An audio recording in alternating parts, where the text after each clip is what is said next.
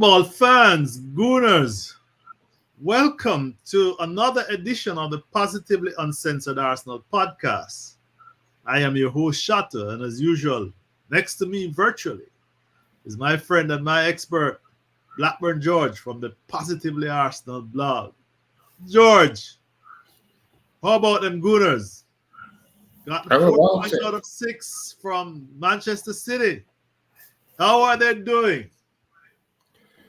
Well, I find this a bit difficult because I'm veering between outrageous enthusiasm for how we played and how we got a point away against a team that normally trounces us at their place, and explaining how I watched one of the most boring football matches I've ever seen in my life.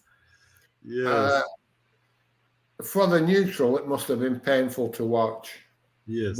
But we're not neutrals, and we have to appreciate how much effort went into getting that point. I was unbelievably impressed by our 6-2-1 formation. But that was only when we were pushed back, and I thought we transferred from a fairly high press at some stages and fell back into that perfect 6-2-1 formation. Unfortunately, it made getting out of defence virtually impossible. Our passing stats were, compared to normal, horrible. Yes. But you have to remember, they weren't actually trying to pass the ball a lot of the time. It was literally hoofing it into the other half and trying to get up the pitch a bit and reset, hoping to gain possession in the middle of the field, a bit of control, and hit them on the break. It was a tactic. And I have to say, Mikel Arteta coming up with that tactic and the way the players executed it was absolutely staggering. It was unbelievable that we looked so secure. I mean, they had 2 shots on target in 2 games. Manchester City, a team like the Harlem Globetrotters of football, literally we restricted them to nothing. Well, I'll bring up the stats and share with you. I know you have seen them already. I hope people can see this, a full screen layout. Total shots are 4. If I can get rid of the banner, people can see a little bit. This is an abbreviated version because I wanted people to see everything. So I'm going to hide the banner if you don't mind, guys, so you can see it. Because I know people don't pay a lot of attention to stats, but they had 12 shots, we had 6, but only 1 shot for them was on target, George. And I think that wasn't that a header. My memory serves me right, that Raya save. Well, in contrast, we had 6 shots, but we had 2 on target. Well, it was actually a shoulder that he saved. Fortunately, Aki missed the contact altogether because that was a goal. Any contact on his head, that was a goal. The contested header with Gabriel, correct? Yeah, but it came off his shoulder and just landed in Raya's hands, right? Which I thought was very fortunate at the time. But I suppose you could say the goalkeeper was in the right place at the right time. He was right in front of him. It wasn't like diving across and it hit him. He was there waiting for it. Yes. So credit where credit's due. But that had he made any sort of contact in either direction, that would have been a goal. Yes, it would have been. Haaland had a fresh air shot, which should have been. And again, Raya was there. I think if he'd have made contact, Raya was in the right place to stop that as well. So, other than those 2 opportunities, we kept them contained for 96 minutes. But you know, George, what quite surprised me in the stat is that they had only an expected goal of 1.02, and ours was miserable, miserly 0.66. Uh, and there is this stat running around that this is like what 500. I can't remember, but some un, unreal number of games where they haven't scored at home. Yeah, that's 53 games or something. Something like that, right? Mm-hmm. Consecutive scoring at home. So just stopping them scoring is a great feat. But, it was. If we'd have played that 6-2-1 formation from the start, I'd have said, we've seen it all before. We've seen other teams try it. They've been unsuccessful in trying it. But it wasn't that. We did try and get out. And we did try and press them. Once we got in their half, we changed completely. So I thought everything was right. We could have won. I think if Jesus had been a bit more of a natural striker, he would have put the ball in. Was it Saka crossed in? Somebody crossed in and when he just missed it. Yes. And he could have got a couple of shots away. He's not. I wasn't impressed with him at all. I thought we missed Martinelli badly. Having said that, he did do a lot of work tracking back, to be one of the 6 at the back. Saka. And people were criticising Saka as well for, not creating much. Right. But, when you're in a left back position, you're not going to create a lot.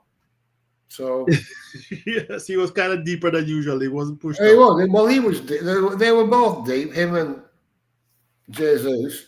Yes. And the actual left backs were tucked in, so it was more.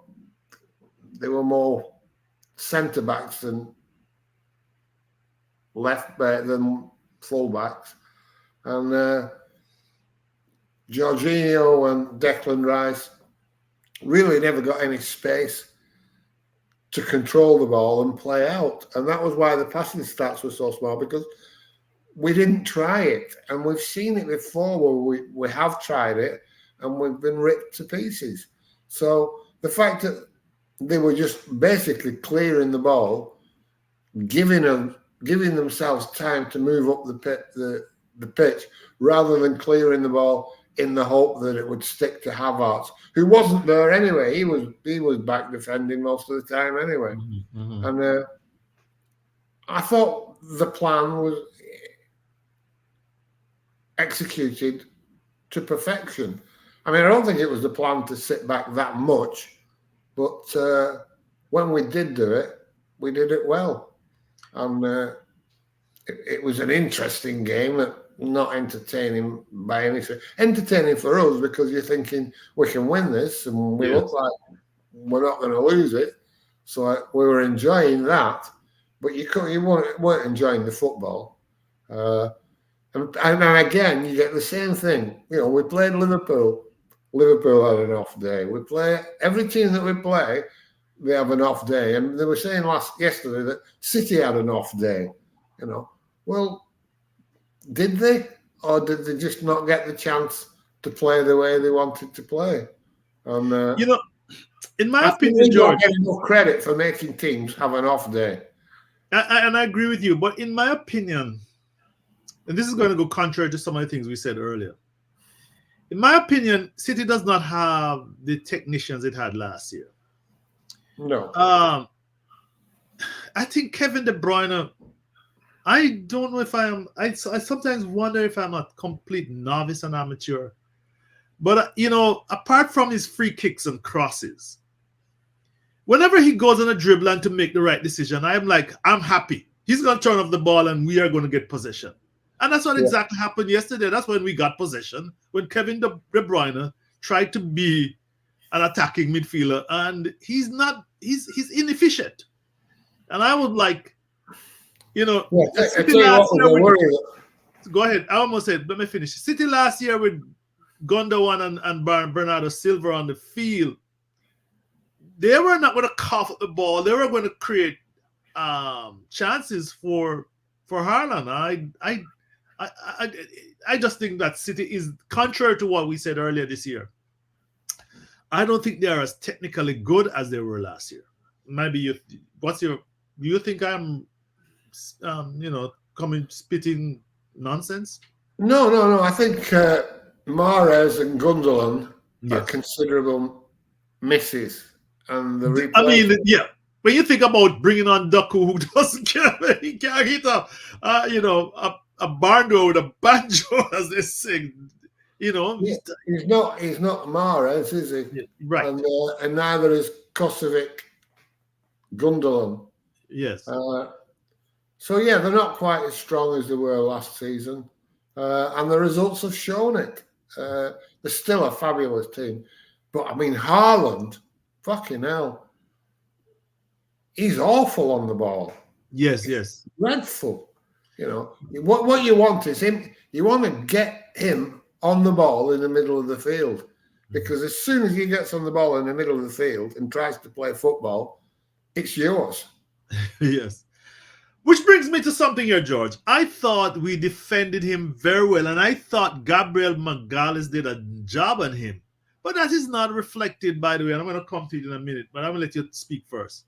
That is reflected in the who scored player ratings. I think that he and the two of them were nattering and they're pushing each other. When I say pushing each other competitively, but Gabriel Magalhaes did a number, forced him to do things that he doesn't want to do. Is that your opinion as well? Yeah, I think Saliba had him as well. They both had him. Yeah. He wasn't looking dangerous at all. But I mean, he's a terrific goal scorer, but he offers very little else, and he does cough the ball up quite a lot, as does De Bruyne.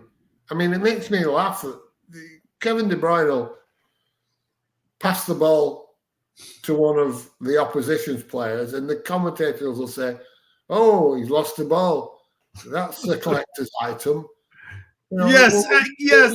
You're talking to somebody who, like, on a good day, he's got a 60% passing accuracy. On a good day, yes, he's probably the best spam merchant we've ever seen in the Premier League. He's really good at spamming the ball in. But the number of times he does it, and then people will say, "Oh, he picked him out. Look how his vision that he has. He saw him and he picked him out."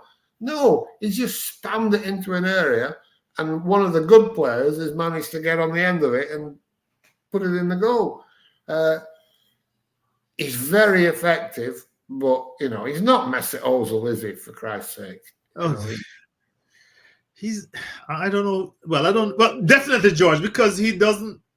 I mean, apart from crosses, I don't see him making those passes like let me just say, like a McAllister yesterday, who shocked me with his vision and his ability to drill in passes into the right places. Right? He's nothing like that. He turns the ball over, and the reason why I stress on this is exactly because the commentators make him out to be God, and Pep kept him on, and he kept him on when he made his substitutes, and I was like, am I missing something? Well, no, I mean, his numbers tell you he's very effective, and the numbers don't lie. The number of assists and chances he creates, albeit from a very basic crossing in from wide areas normally, but I mean, he can score goals. He does have a good shot on him. He does see an opportunity. He can make a telling pass. He's not. He is a very, very good player. He's just not the type of player that people make him out to be. He's not a creative midfielder in the sense that, well, that's sort of contradictory. That he creates a lot of chances, so by definition, he is a creative midfielder, but not in the vein of Mesut Ozil or Cesc Fabregas. Right. I'm trying to think of that, but well, like I said, I tweeted, I just love when he's on the ball and trying to dribble. We're going to get it back, and that's when we were dangerous, because that's usually in their half or somewhere in midfield. Yeah, I mean, I like it when he's on the ball or Haaland. Yes. Either of them in the middle of the field, I'm quite content. I don't like him on the ball at fucking free kicks Exactly. I mean, that's. and I'm not giving him credit for that. He's. or when he's on the fucking right wing. I don't like him there either. Yeah. So Yeah. but he's a good player, isn't he? He's a good player. I'm not going to, but I thought he was the one of the weak links. I think that helped us a lot in our way of playing yesterday. George, I think the defending though, we must talk about the defense. We're talking about Kevin De Bruyne. We're talking about Manchester City players. I think I know you at the very beginning of the game you tweeted this 4 central defenders versus 4 until the Ake came out. It was 4 versus 3. But I thought our 4 played very well. I mean, I know you talk about a 6-2-3, but I thought our 4 played very well. Ben White, as you tucked in, so he didn't go forward a lot. And Kivor also tucked in, he didn't give, but they frustrated like the likes of Bernardo Silva, who couldn't find, he's very good at finding a way through defenses. I'm finding putting a nice, creating a nice opportunity. I thought they did very well. Your thoughts? Oh yeah, they were outstanding. Disciplined, strong, aggressive. Yeah, they were everything that you'd want from a back 4. Keogh's passing leaves a lot to be desired sometimes. Yes, sure does. Yes. Well, look at these stats, George. Look at these stats and comment on it, though. They gave Gabriel Magalhaes a 6.65 and Ben White a 6.26. Yeah, I see. 9.6. I don't think Ben White was playing any better than Gabriel. That's why I highlighted it. Who scored? I mean, you have people giving. I think you get all these stats from that statistical outfit. What's her name is? They get the raw data from them. I think that's who they get it from. All of them get the raw data from. George, I forget the name, but you that outfit that does that work. But I don't. I think the eye test, and I know there are a lot of guys here who do the eye test. Ben White over Gabriel. What game were we watching? Well, Ben White was excellent in the first 20 minutes. He was our biggest threat going forward.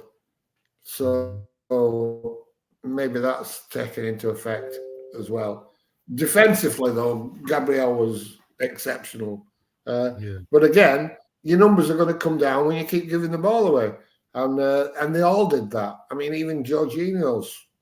They were under pressure because City presses. They weren't trying to pass the ball. That's the difference. The passing accuracy was skewed because they were just hoofing the ball to safety because there was no way out. I mean, play out from that deep position, you would have had to have players like Santi Cazorla, Messi. Yes, precisely. Rosicky. Yes, and then you can play your way out. But I mean, we had years of trying that, and that came unstuck a lot, horribly unstuck. We could lose 6-0 trying that malarkey. So you can't really. I'm not going to criticize them for not trying to play the way out of those positions.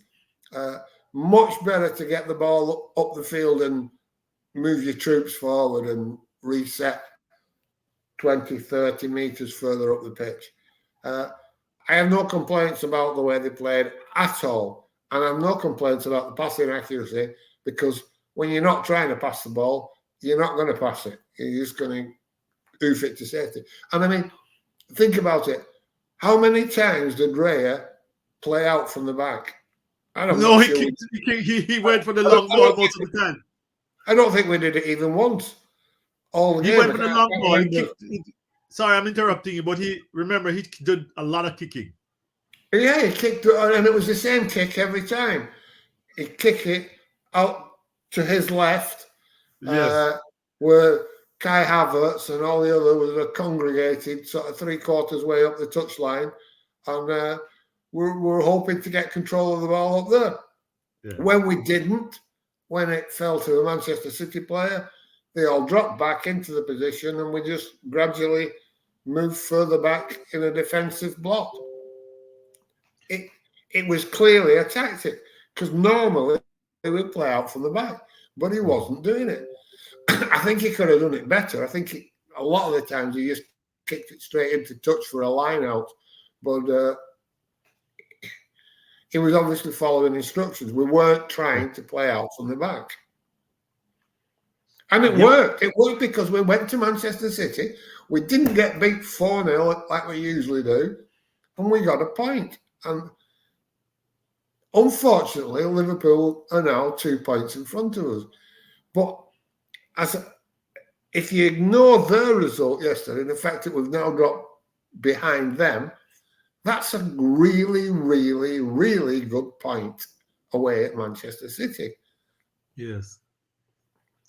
George, and away too. You know why, George? Because I remember us going up there trying to play, and they would foul us, and we'd turn over the ball, and they just go down the other side and score. I mean, Mikel Arteta, I remember games, I think it was Chelsea or with Liverpool, where he was dispossessed, trying to advance the ball.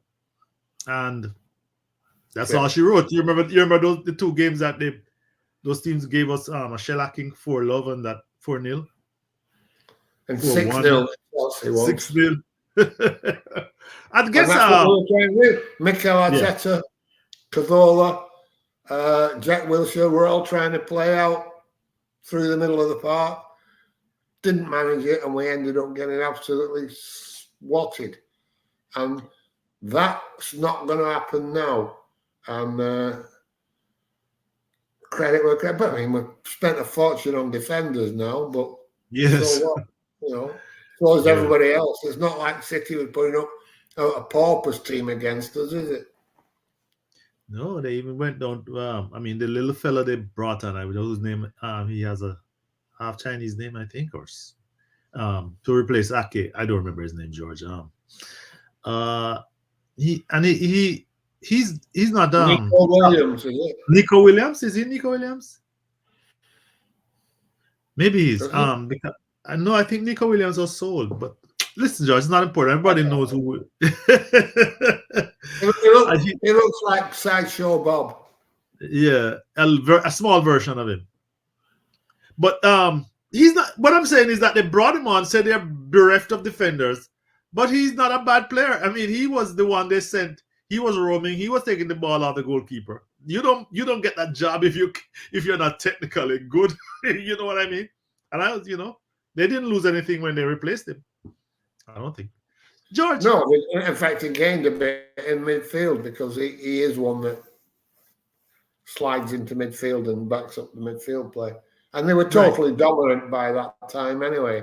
I know it was early on in the game, but they'd already imposed the dominance of possession on us. It wasn't like an even game where they weren't controlling the ball. And 72% was it? 72%? Yeah, 72% possession. I know we are all I know people are trying to say, restrict them to only 1 shot on target. But on another day, with it could have been different if they could create the chances, or if Haaland was a better player. But I say that I smile because they bought it, because he's just a goal machine. You know what I mean? George, I wanted to also share with you. So can we? Well, let me put it this way: can we? We're not going to play this way for the rest of the season. Let's talk about April. Look at these fixtures. We have Luton on Wednesday, I think. We then look at those fixtures. we're certainly not going to try to play that way against those teams. We know that. And of that lot in April, Aston Villa and Spurs, well, Aston Villa, Chelsea, and Spurs look like the problem team. Tell, take us through the rest of the April. Well, we should beat Luton at home, but after that, every game's a losable game or a point. We could drop points. Yeah, I should not have Every game. ignored Brighton. They played up. I mean, Liverpool beat them, but they gave them as much as they got. Yeah, it's, Brighton, Aston Villa, Wolves, they're playing well this season. Chelsea can have good days, and Spurs at home, they can have a good day as well. So that's a difficult fixture list. I wouldn't like to say, but the worry that I see is people saying, "Oh, we're 2 points behind Liverpool now. It's in their hands," as if Liverpool are going to win 9 on the bounce. I don't think they will. Liverpool have looked like they could drop points almost every week. They've looked more like dropping points than we have. Yeah, they've been skating by with a good lick of fortune. Yeah. So we'll just have to hope that the luck runs out, and these teams that keep going in front of them can hold on to the lead instead of keep coughing it up. Yes. Danny gave us a lot of hope yesterday. How lucky was their equaliser yesterday? The guy who scored was miles offside. If the clearance had gone in the right direction instead of the clearance that they made, going back towards goal. Right. Yeah, come off one of their own, I think. Yeah. Because it had come off one of Liverpool's players that he would have been clearly offside. Yeah. And City as going in, who you think is the greatest threat?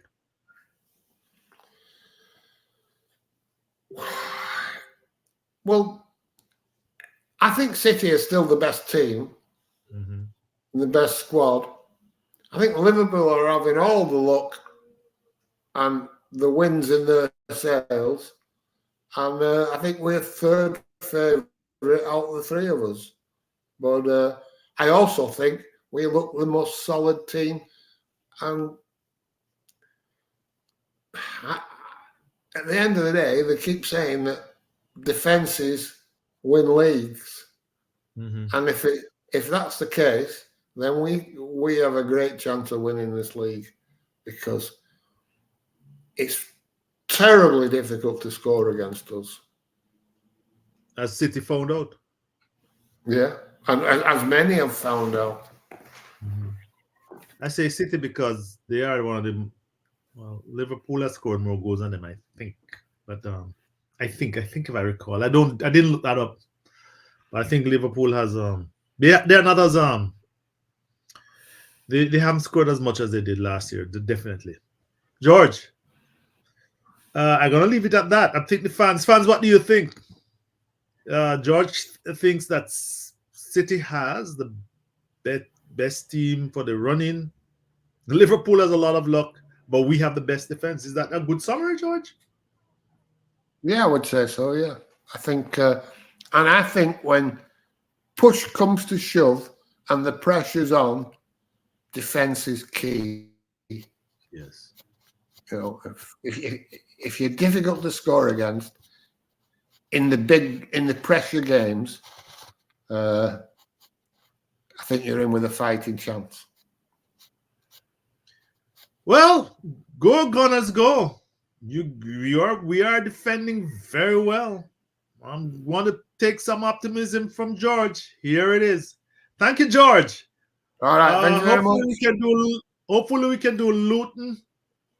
I'm traveling and the game on Saturday, away from home. Those two on an emergency, but I will take my laptop and hope to tune in, and we will I'll definitely let you know, and we'll have a chat as usual. Like and Okay. subscribe. Go ahead, George. See you then. Bye. See you. Bye, George, and thanks.